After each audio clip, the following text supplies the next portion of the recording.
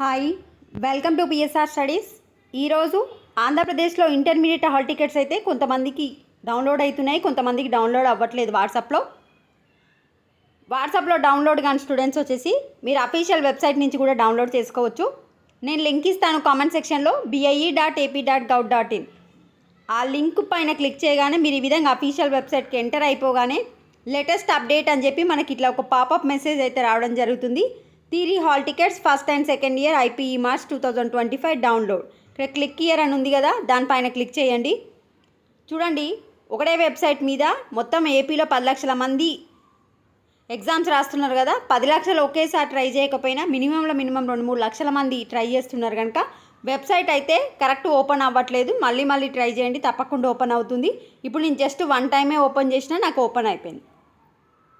ఇగో, intermediate public examination first year hall ticket number అన్న పెట్టండి, Aadhaar number అన్న పెట్టండి, SSC హాల్ టికెట్ నెంబర్ అన్న పెట్టండి. ఫర్ ఫస్ట్ ఇయర్ స్టూడెంట్స్ ఎవరైతే హాల్ టికెట్ నెంబర్ డౌన్లోడ్ చేసుకుంటున్నారో వాళ్ళు ఆధార్ నెంబర్, SSC ఏదైనా పెట్టండి. ఇక్కడ డేట్ ఆఫ్ బర్త్ ఎంటర్ చేయండి.